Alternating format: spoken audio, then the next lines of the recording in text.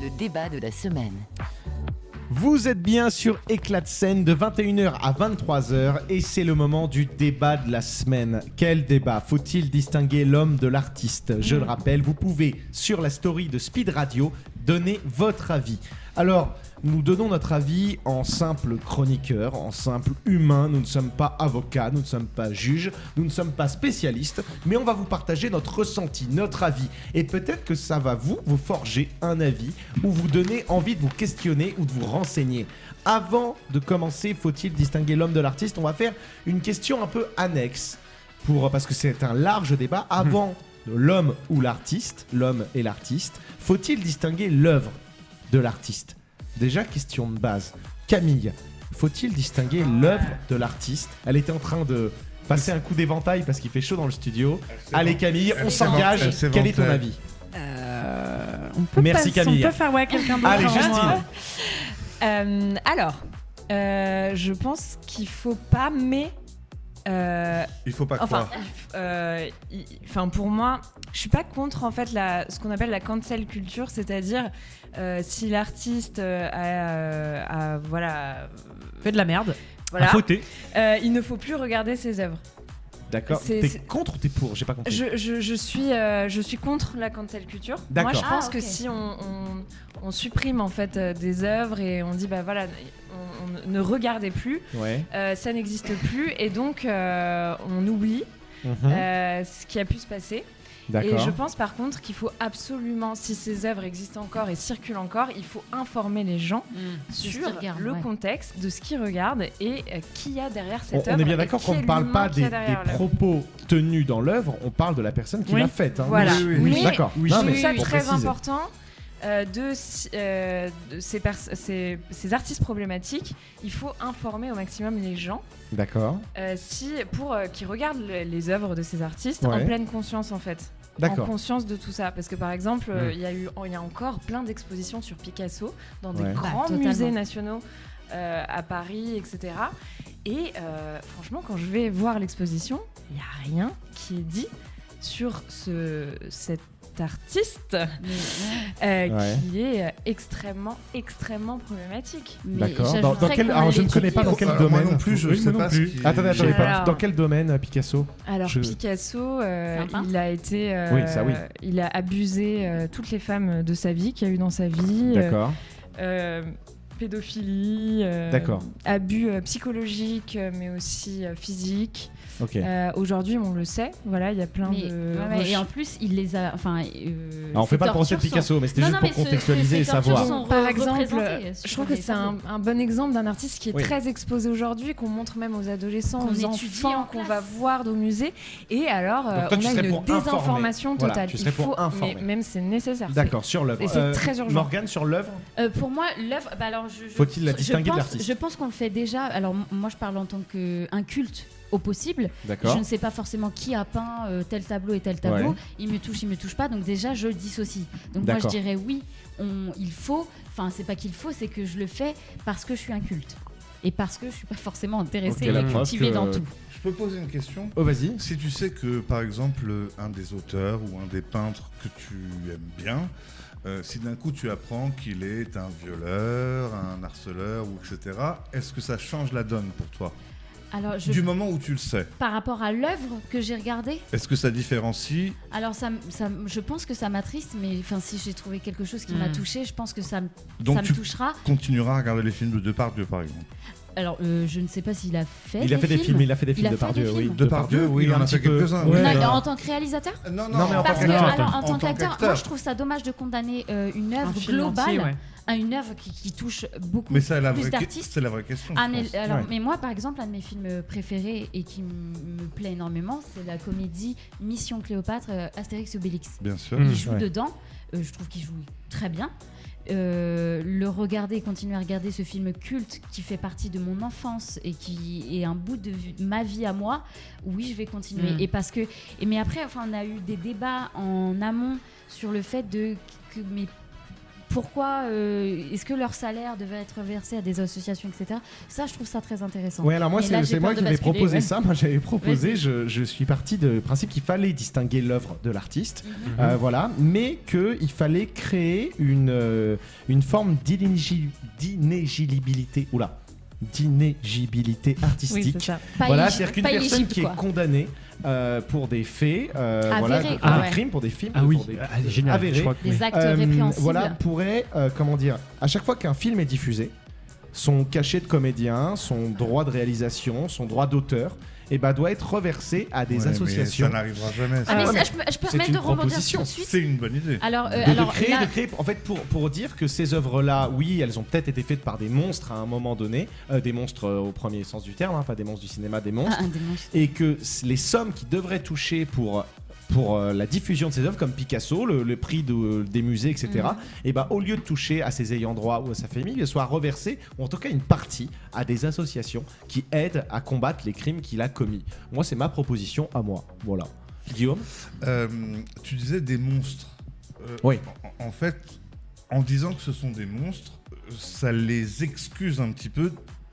Sous-entendu, ils ne seraient pas des humains normaux, j'aime pas ce mot-là, mais non, en fait, ce sont des humains comme les autres, qui savent très bien ou pas ce qu'ils font. Pour ma part, si tu me poses la question, moi j'ai beaucoup de mal à différencier l'œuvre de l'artiste. Ah, pareil. C'est-à-dire que si je sais que tel ou tel artiste a violé telle ou telle femme ou un nombre de femmes ou a fait ou d'hommes, parce qu'on parle souvent d'hommes, bien des sûr, femmes, mais il y a des hommes aussi qui sont victimes. Tu as raison, bien sûr. C'est compliqué, quoi. Ouais. Même si j'adore les œuvres, beaucoup d'œuvres de beaucoup de personnes incriminées ou accusées. Ouais. Alors, moi, je suis très légaliste, donc je laisse toujours la justice. La présomption d'innocence. Voilà, la présomption bien d'innocence sûr. Et la justice.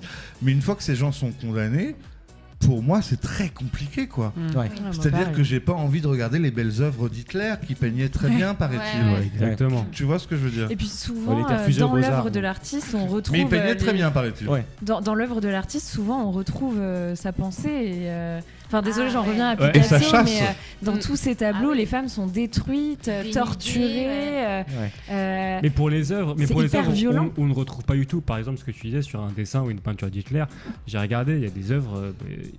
Tu sais pas que c'est Hitler, tu le sais pas. Voilà. Et l'œuvre la est programmée en bas du tableau, elle t'a indiqué quand même que c'était lui. Non, mais objectivement, tu peux trouver le tableau. Non, mais bien sûr, joli. moi je comprends ce qu'il veut dire. Tu vois, mais par contre, moi c'est inconcevable demain d'aller du coup voir. D'aller promotionner ça. Exactement, en fait. voilà. C'est comme Bertrand Cantat en fait. J'allais en parler justement. Moi j'adore Noir Désir par exemple. Tu vois vraiment. Il a purgé sa peine. C'est un vrai débat. C'est une discographie. Il a purgé sa peine. Toi qui dis qu'il est légaliste, il a purgé sa peine. Oui, alors il a purgé sa peine, mais moi je suis légaliste français. C'est-à-dire que il a purgé en France. En Lituanie, il a été condamné à, je crois, 2 ans ou 3 ans de prison à peine pour l'assassinat de sa femme, Marie Trintignant. Alors, ce qui est marrant, c'est pas marrant du tout, mais j'étais sur ce tournage, moi, en tant que figurant. Je commençais, tu vois, je faisais mes cachets. Ouais. Et je les ai vus, effectivement, avec son ex, qui était le réalisateur, dont j'ai oublié j'ai pas là. le nom. Et en fait, tu te dis, mais à quel moment j'ai envie d'aller écouter maintenant Noir Désir ou d'aller l'applaudir en concert, alors que ce mec a foutu 50 coups de poing dans la gueule de sa femme, qu'il l'a piétiné, qu'il l'a tabassé jusqu'à la mort, qu'il n'a pas appelé les médecins, qu'il n'a pas appelé les pompiers, les secours ou que sais-je. D'un coup, en fait, les chansons de Noir Désir, j'ai envie de moins les écouter. Ce qui ne veut pas dire qu'elles sont pas bonnes, mais est-ce que j'ai envie de les écouter? Moins. Non, mais on dévie sur une autre question aussi. C'est là, après, on ouvrira le débat une autre fois, mais ça veut dire que c'est la double peine. Oui, mais est-ce qu'on a envie que quelqu'un qui a été condamné, alors très peu condamné en Lituanie, parce que pour avoir tué sa femme, en France il aurait pris 20 ans. 2 ans ou 3 ans de prison, c'est pas énorme, c'est rien. Est-ce qu'on a envie après d'aller voir ces mecs-là en concert? Non. C'est-à-dire de les approuver dans ce qu'ils ont fait avant, et en plus, part. Mais la question, et en plus, je pense que personne, excuse-moi, mais il se poserait la question si demain c'était le boulanger au coin de sa rue. Mais alors. Exactement. Si comment elle s'appelle Alors on va laisser Camille qui a pas Blanche encore. Gardin avait fait un discours d'ailleurs à ce propos qui était très bien. Oui, mais moi ce que j'allais dire, moi ça soulève deux questions aussi. Je trouve que surtout ce qui est regrettable, notamment, c'est parfois d'avoir laissé des artistes faire leurs œuvres alors qu'on savait pertinemment ce qu'ils faisaient. Et notamment hier, j'ai regardé Le Consentement, film sur Gabriel Maznev, et je trouve ça tellement. Moi, j'en ai eu les larmes aux yeux hier. C'est terrible. De me dire qu'en fait, on a. Alors. Il y a effectivement aujourd'hui la présomption d'innocence, et est-ce qu'on arrête un film sous prétexte que ton acteur il y a une accusation contre lui, ça c'est encore un autre débat. C'est la justice médiatique qui va plus vite que la justice judiciaire, et donc on est dans un contretemps qui est compliqué à gérer. Mais est-ce qu'on écoute les victimes ou pas? Pour beaucoup, est-ce qu'on prend en compte la part des... Excuse-moi. Non, vas-y. Pardon mon amour. Ce qui est horrible, c'est qu'on prend en compte la parole des victimes, c'est-à-dire que quand une femme ou un homme te dit j'ai été agressé sexuellement, j'ai été agressé de telle ou telle façon, pourquoi on ne le croirait ou on ne la croirait pas? Quel intérêt ces personnes-là ont à dire alors qu'elles n'ont aucun pouvoir, aucun charisme médiatique, si j'ose dire, etc. Pourquoi ces personnes s'engouffreraient là-dedans? Surtout que le vrai problème, c'est qu'ils sont blacklistés, aussi bien l'acteur accusé que la personne qui l'a accusé. C'est ça qui est dégueulasse.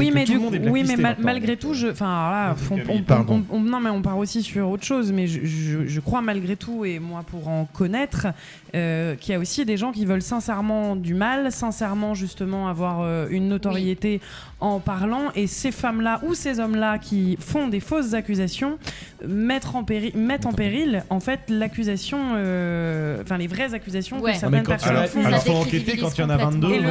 Je suis d'accord. Et ce que je veux juste te dire, c'est que par contre, effectivement, les procès médiatiques, moi, ça me saoule un peu, parce que je pense que les choses devraient être faites par la justice, et si possible la justice faire son travail quand elle le fait bien, et qu'il faut lui donner les moyens aussi de bien le faire et de changer certaines lois aujourd'hui. Mais en tout cas, et c'était juste pour rebondir sur ce que tu disais Gab, c'est que là on dit est-ce qu'il faut distinguer l'œuvre de son auteur. Moi ce qui m'embête, et après j'arrête, mais je suis hyper d'accord avec vous, moi je reconnais par exemple, je le dis ce soir, moi Michael Jackson, je continue à écouter ses musiques, mais parce qu'il n'a pas été condamné aussi. Oui, mais on n'a aucune certitude de ce qui a été dit. Oui, moi, mais plus à les écouter, par exemple. Je comprends, mais après, moi je sais pas où me situer. Je rebondis sur ce que tu disais. Est-ce qu'il faut pas aussi, là on parle que de l'artiste là, et parce que c'est notre débat et le thème, mais on parle de l'artistique, etc. Franchement, moi aujourd'hui, si j'apprends que mon plombier ou mon gynécologue il viole des petites filles, même s'il est pas jugé, mais que c'est une accusation, je n'y refous plus jamais un pied. Voilà. Et sauf que parce que c'est de l'art, on est tous là à se dire. C'est ce que disait Blanche Gardin à je ne sais plus quelle année, où elle disait où elle disait c'est marrant, un boulanger, on lui dit pas il viole toutes les petites filles, mais qu'est-ce qu'il fait une bonne baguette? Parce qu'on érige les artistes au statut de génie, de dieu, on les déifie, alors qu'en fait non, on peut les mettre au même niveau qu'un boulanger. Je pense qu'on est plutôt tous raccords autour de la table. Donc là on arrive sur le débat, faut-il distinguer l'homme de l'artiste? Tout le monde répond non. Non. Il faut pas le distinguer. Ah non, c'est la même personne en fait. Oui, voilà. C'est ça, c'est qu'en fait c'est la même personne. Parfois j'ai un peu du mal avec, tu sais, la notion de faut-il distinguer l'homme de l'artiste, c'est-à-dire l'homme H majuscule, je le précise. Est-ce qu'il faut le faire? L'humain, quoi. Est-ce qu'il faut séparer, c'est-à-dire que est-ce on sépare l'homme de l'artiste? Est-ce que du coup l'homme n'est pas, mais l'homme ce n'est pas la même chose que l'artiste. John Lennon, l'artiste, il faut le séparer de John Lennon qui frappait sa femme. Exactement. Est-ce que tu peux séparer ça? En fait, quand tu regardes l'œuvre d'un artiste, tu regardes l'artiste finalement. Tu vois. Mais on est même plus sur l'œuvre. Là, on est vraiment sur l'homme et l'artiste. C'est dans le sens, il y a une, comme tu disais, une certaine protection, parce que voilà, est-ce que des gens, on sait qu'ils ont des comportements parfois déviants, des comportements abusifs et des fois pires, criminels. Est-ce que ces personnes-là, souvent, elles sont couvertes parce qu'elles font des entrées, parce qu'elles font des audiences, parce qu'elles font tout ça. Mais mais le consentement, Maznev, l'auteur, pardon, j'ai plus son nom. En fait, elle a écrit le livre Le consentement sur sa vie quand en 2013 il a reçu encore un prix, et qu'elle s'est dit mais attendez. Et qu'il était logé par la ville de Paris gratuitement. C'est quand même ouf on a protégé, et aujourd'hui toutes les femmes qui parlent notamment sur Gérard Depardieu, etc. C'est qu'il y a quand même un gros mytho aussi dans le cinéma, c'est qu'il y a aussi plein de gens qui étaient au courant, et que moi ça me fait un peu marrer aujourd'hui les gens qui réagissent en disant ouais c'est vrai quand même c'était terrible, mais tout le monde je pense a été au courant et a vu des choses et n'a... Franchement, est-ce que toi, nous qui n'avons pas tourné avec Depardieu, etc., parce que assez peu sont les actrices et les acteurs qui ont tourné avec Depardieu au final.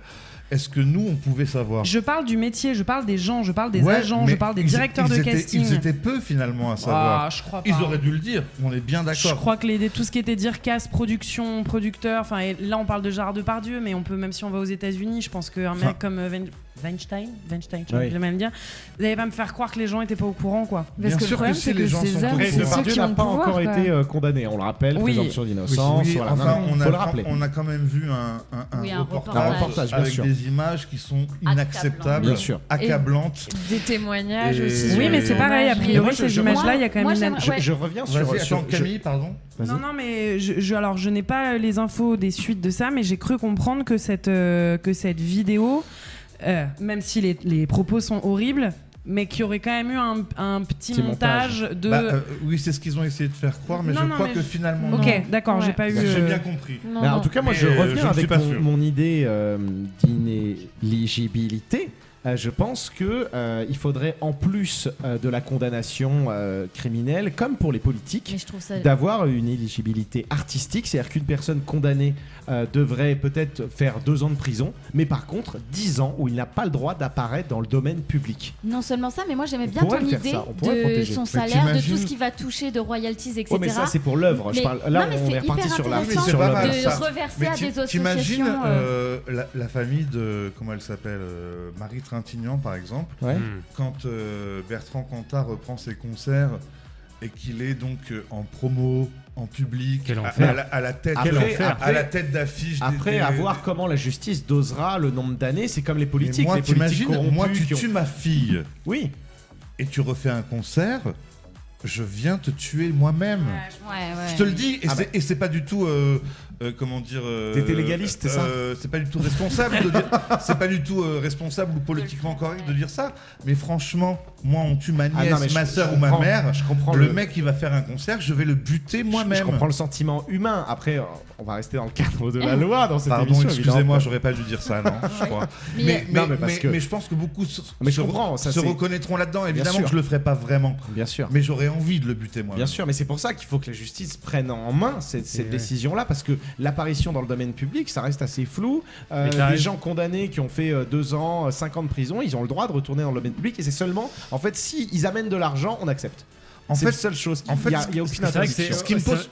Alors, Gab ? Non, mais ce que tu dis, c'est que c'est gênant. Moi, par exemple, il y a un artiste, MHD, moi j'écoute beaucoup de rap, et quand j'ai appris qu'il a été condamné pour meurtre, un meurtre datant de 2018, là il a fait appel, donc il a été mis sous liberté, sous contrôle judiciaire, il a été libéré et placé sous contrôle judiciaire, mais j'adorais ce qu'il faisait, je peux plus l'écouter.